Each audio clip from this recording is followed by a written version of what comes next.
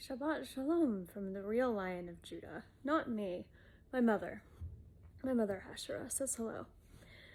And this afternoon, before the sun goes down, I wanted to just get a new segment started, which is called Men Explain Things to Me.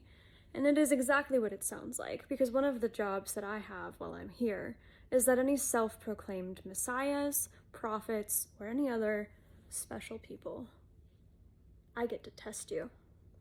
So I have been doing quite a bit of that. I mostly am active on Reddit, because that's where smart-ass men tend to congregate. And I have been engaging in conversations, because y'all know how men love to explain things to women, even when they don't know jack shit. So let's get started. I have two of them today. We might only have time for one because these videos cap out at 10 minutes. But so before we get started, let me read through the criteria that I use to test people, because I'm all about transparency, and it's a very, very simple test. If you claim to have some kind of prophetic revelation, and if we need to find out if it's legit, there's three simple things that you need to be able to do. First of all, you have to be able to clearly identify your source of information.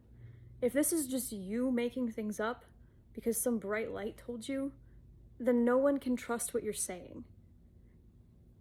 We have to be able to ask the source. The same thing is true of information in the real world. And so if you can't back up your sources with another god or entity or whatever that somebody else other than you can consult, then we automatically know that you're full of shit. Second of all, I need to be able, not just me, but to start with, I need to be able to corroborate what you're saying with history or prophecy or both, depending on the nature of what you're saying. If it's real, there will be connections to the timeline where you exist. If it's not real, there won't be. So, again, it has to be it has to be in some way contiguous with the story that you are a part of. Third of all, you have to point to results and actionability of whatever it is that you're saying. That is pretty self-explanatory, in my opinion, but considering that my day job as a metrics designer has had me spending a disproportionate amount of my paid work hours teaching people exactly what actionability means, let me spell it out for you. Actionable feedback, for example, is feedback that someone can take and make changes to whatever they are doing on the basis of. Actionable feedback, actionable anything, is something that somebody else can take and implement. And so if what you're saying is a bunch of incomprehensible bullshit, then no one should listen to you. It's that simple. So those are my criteria. It's not rocket science. But if you can't pass that test, no one should listen to you. So, and I'll play ball. I test myself all the time. Most of my information comes from my family. Now that we are in an epoch of world history where I can much more easily see and hear through from the other side, I can pinpoint the result. I can pinpoint who sends me what information with very strong precision. So I know when it's my father speaking, I know when it's my mother, I know when it's my husband, my brother-in-law, my sister-in-law, etc. I know their voices. And when they tell me something, I write it down and I put their name next to it. And it's that simple to keep track of.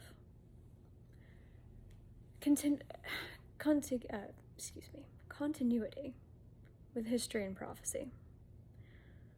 Again, when they give me information, they contextualize it. For the purposes of this test, let's take, my last video was about incarnation. So let's use that as an example. It took my father 20 generations to grow me. Unfortunately, because I am Jewish and my family was at least my blood family here on Earth, was largely exterminated by the Nazis, we don't have very good records. But I do have records going back 4 generations on my mother's side and 2 on my father's that corroborate exactly what my father has told me he did to grow the family, or to grow the line, to grow a person with the characteristics that I would need to have. For example, my paternal grandmother was part of the Nazi resistance, and she broke my grandfather out of a concentration camp in Ukraine. My last name, Haddad, is not my actual last name on paper, but it is my last name in reality, but it's not my legal last name. My legal last name is my grandmother's last name, because my grandfather's last name was incredibly Yiddish, and it wasn't the kind of name that you wanted to have in Nazi Germany, or anywhere in the Nazi Empire. So, in order for me to have that kind of constitution, the constitution of a freedom fighter, he built one into my bloodline.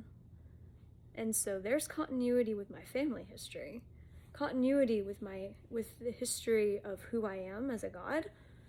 I am Astar. I found out who I was when I went to a medium who told me that I had heritage in the Sirian star system. I don't believe in starseeds. Y'all can believe in whatever you want. I personally don't believe in starseeds. But Sirius was a very good clue, because that's how I used to figure out who I am. That is what I used to figure out who I am. Because in ancient Persia, the star Sirius, otherwise known as Tishtria, is celebrated on the 13th day of the month. And my birthday is the 13th day of the month. I was born 2 weeks late in order that I would come into the world with my eyes wide open on the day of Sirius's exaltation in the month that I was born. So, there's 2 forms of continuity with history. Results in actionability. I have been having a number of conversations here on TikTok, primarily with other women, or people who were assigned female at birth. Excuse my veil fell. Well, I've been having a number of conversations with women, primarily because it is women who have been the only ones who have passed my tests. And the way that we have found each other is that they have written me on the basis of my videos and told me that they have been receiving similar messages, or they have received similar messages, and interpreted them in such and such a way, and they wanted my help with interpretation, or maybe they've heard from my husband, or from my mother. People have heard from my family in some way, and they've corroborated what I've been saying. So, it is not rocket science to pass these tests. And here we are at 8 minutes, and I'm unfortunately running out of time. So we're going to get straight to today's example. So I have been having, like I said, I've been having conversations on Reddit with lots of men who think they know better. And I spoke at some length with Reddit user ilcod1568, who styles himself as Abraxas. Now, Abraxas is a Gnostic concept that I will admit I don't fully understand, because I have no respect whatsoever for Gnosticism. Every single Gnostic I've ever spoken to hates themselves. Anyway, this fellow, after a very, very long conversation that was split up over several days, eventually, trying to come up with, he was explaining to me this system of different kinds of light and darkness, and how he is Legion in some way, and eventually the punchline was that he created my father, and that he was the one who set this universe into motion, and he is the other half of Jesus, and it's a bunch of bullshit. Maybe I'll do a video just on this conversation. This was a riot. But don't be like Abraxas. You're not God. You're not a god.